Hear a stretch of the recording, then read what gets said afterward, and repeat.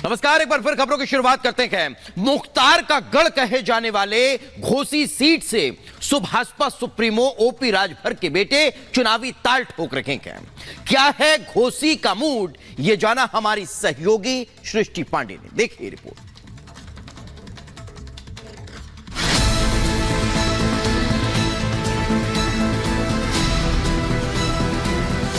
हम लोग एक लक्ष्य लेके चलते हैं कि हम लोग 400 पार सीट जीतेंगे, उसके लिए धरातल पर हम लोग काम कर रहे हैं। सियासत वो बला है जिसमें अदावत भी है और भरपूर मोहब्बत भी, और चुनाव का मौसम हो तो आप समझ सकते हैं कि सियासत का तेज कितना जोरदार होगा।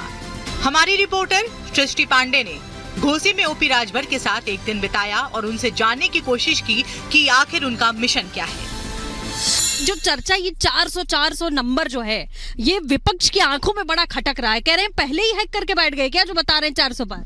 जब चारों तरफ मोदी मय हो गया है, जनता चुनाव मोदी के लिए तैयार है कि हम मोदी जी को प्रधानमंत्री बनाएंगे, तो ऐसी स्थिति में लड़ाई कहाँ रह जाती है। विपक्ष ने एक गोल बांधी, जो थोड़ी सी हवा उठी या हवा गोल बना, उस गोल के ही गोल अगुआ माननीय नीतीश जी ने उस छुच्छी खोल के हवा निकाल दिया।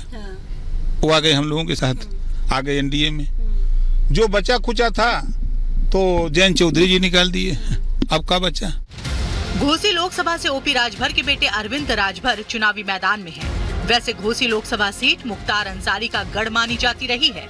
ऐसे में सुहेल देव भारतीय समाज पार्टी का घोसी फतेह करना आसान नहीं होगा, लेकिन ओपी राजभर अपने बेटे की जीत को लेकर पूरी तरह से आश्वस्त है।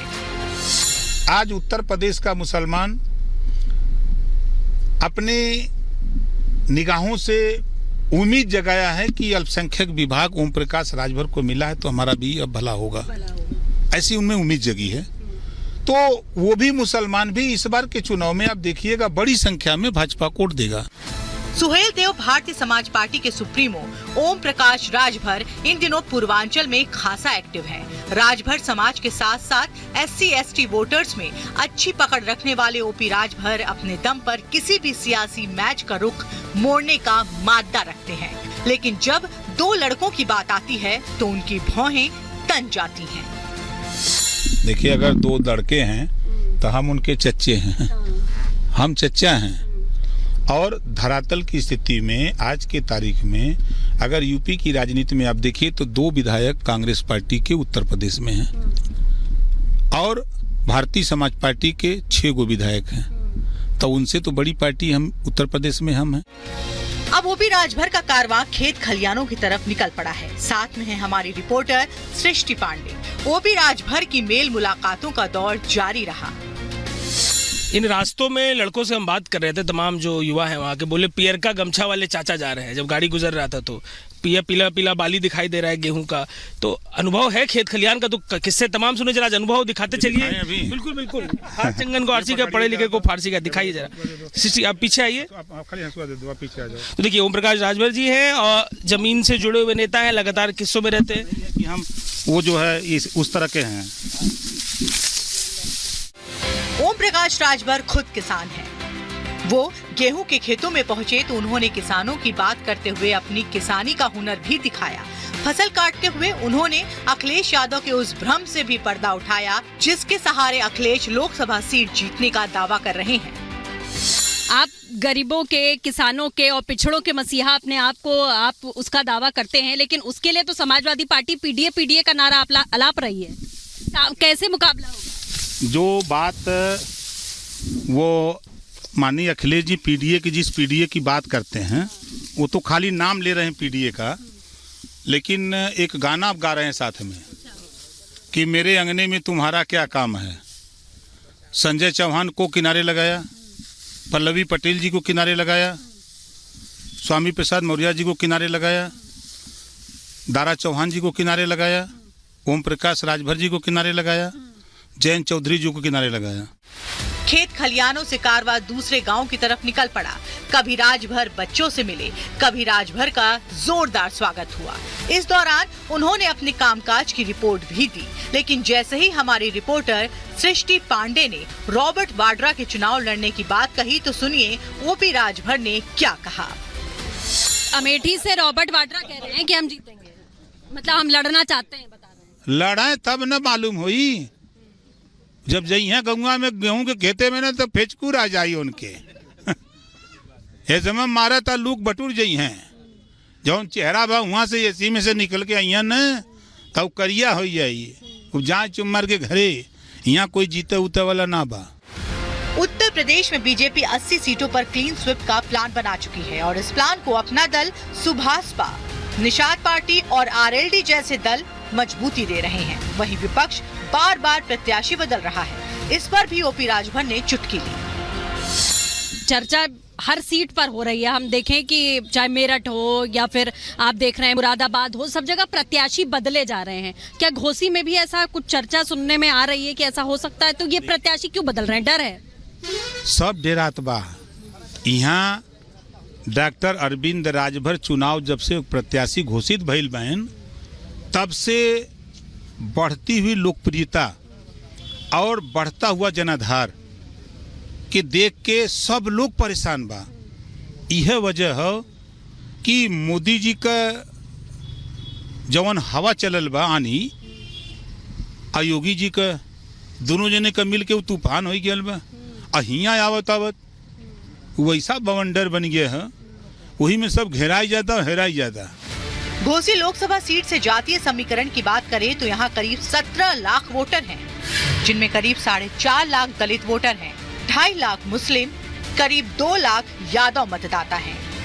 इसके साथ ही लगभग 2 लाख नौनिया चौहान, 1 लाख वैश्य, 50-50 हजार भूमियार और मौर्य वोटर मौजूद हैं। वहीं ब्राह्मण और राजभर वोटरों की बात करें तो इनकी तादाद भी 1.5 लाख के आसपास है।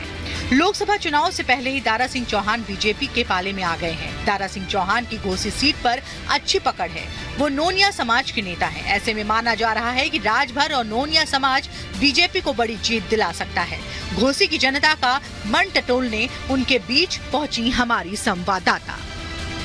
पूर्वांचल में भाजपा और गठबंधन की जीत हुई तो 100% बीजेपी के साथ पूरा पिछड़ा वर्ग जुड़ा हुआ है और इस बार हम लोग 80 सीट, पूरे 80 का 80 सीट जीतेंगे। उत्तर प्रदेश में बहुत ही अच्छा माहौल है और एनडीए गठबंधन जीतेगा और 80 की 80 सीटें जीतेगा इस बार। ये तो बिल्कुल सच्ची लड़ाई है। परिवारवाद एकदम खत्म हो गया है यूपी से। परिवारवाद में एक भी सीट नहीं जाएगी, सब 80 के 80 एनडीए जीतेगा। देश का मुस्लिम भी इस बार बीजेपी को 20% वोट करने जा रहा है। घोसी की जनता ने मन बना लिया है। वहीं जिले के आखिरी व्यक्ति तक सरकारी सुविधाएं पहुंचाने के लिए ओम प्रकाश राजभर जैसे नेता ग्राउंड पर हैं।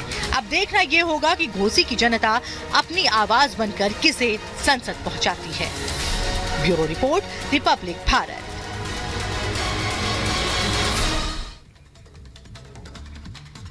और जैसे जैसे चुनाव तारीखें नजदीक आ रही है वैसे वैसे चर्चाएं और तेज हो रही है। अब बात हो रही है मैनिफेस्टो की, तो कांग्रेस ने अपना मैनिफेस्टो जारी कर दिया, लेकिन कांग्रेस के मैनिफेस्टो जारी करने के बाद अब बीजेपी उस पर तंज कसती हुई नजर आ रही है। प्रधानमंत्री नरेंद्र मोदी ने सभा को संबोधित किया और सभा को संबोधित करते हुए प्रधानमंत्री नरेंद्र मोदी ने कांग्रेस के इस मैनिफेस्टो पर मुस्लिम लीग की छाप करार दिया है। देखिए रिपोर्ट।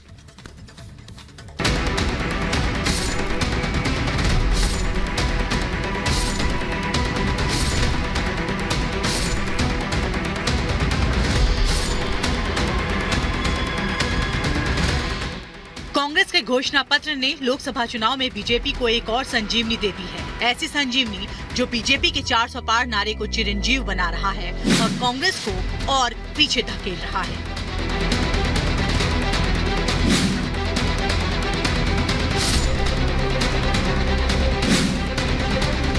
कांग्रेस 2024 के अपने मैनिफेस्टो को अब तक का सबसे अच्छा घोषणा पत्र बताने में जुटी है, तो वहीं बीजेपी घोषणा पत्र पर कांग्रेस को जमकर लताड़ लगा रही है। प्रधानमंत्री नरेंद्र मोदी ने कहा कि कांग्रेस के मैनिफेस्टो में वो सोच झलकती है जो आजादी के आंदोलन के समय मुस्लिम लीग में थी। पीएम मोदी ने कहा कि कांग्रेस के घोषणा पत्र में पूरी तरह मुस्लिम लीग की छाप है। इसका जो कुछ हिस्सा बच गया उसमें वामपंथी पूरी तरह हावी हो चुके हैं। मुस्लिम लीग के उस समय के विचारों को कांग्रेस आज भारत पर थोपना चाहती है। मुस्लिम लीग की छाप वाले इस घोषणा पत्र में जो बचा खुचा हिस्सा था उसमें वामपंथी लेफ्टिस्ट हावी हो गए हैं। पीएम मोदी के इस बयान पर कांग्रेस नेता जयराम रमेश ने पलटवार किया। कहा, हिंदू महासभा के अध्यक्ष श्यामा प्रसाद मुखर्जी थे जो बंगाल में मुस्लिम लीग के साथ गठबंधन करके सरकार में शामिल हुए थे। प्रधानमंत्री कहते हैं कि कांग्रेस मुस्लिम लीग की नीति अपनाती है। मैं प्रधानमंत्री को याद दिला दूं, प्रधानमंत्री जी इतिहास याद रखिए, 1940, 1941 और 42 में कौन व्यक्ति, कौन सी पार्टी मुस्लिम लीग के साथ गठबंधन सरकार में थी बंगाल में? श्यामा प्रसाद मुखर्जी जनसंघ के स्थापक जो थे, हिंदू महासभा के अध्यक्ष थे और वो मुस्लिम लीग के साथ उन्होंने गठबंधन की सरकार बनाई थी बंगाल में। कांग्रेस के घोषणा पत्र पर असम के मुख्यमंत्री हेमंता बिस्वा शर्मा ने भी जमकर वार किया। कहा, कांग्रेस के मैनिफेस्टो को देखकर ऐसा लगता है कि ये घोषणा पत्र भारत के लिए नहीं बल्कि पाकिस्तान चुनाव के लिए बना है। कांग्रेस का जो मैनिफेस्टो है, ये मैनिफेस्टो देखने से ऐसा लगता है कि ये भारत का चुनाव के लिए नहीं, कोई पाकिस्तान चुनाव के लिए ही ये घोषणा पत्र बनाया गया है। कांग्रेस के किसी भी बयान को लपकने का बीजेपी कोई मौका नहीं छोड़ती और इस बार तो बात घोषणा पत्र की है, वो चुनावी मैनिफेस्टो जिसके जरिए कोई पार्टी जनता से संपर्क करती है, वोट मांगती है। लेकिन उसी मैनिफेस्टो पर बीजेपी ने ऐसे सवाल खड़े कर दिए हैं कि लगता है कि कांग्रेस की नाव में छेद नहीं बल्कि पूरी की पूरी कांग्रेस पार्टी की नाव डूब जाएगी। Bureau report, Republic Bharat.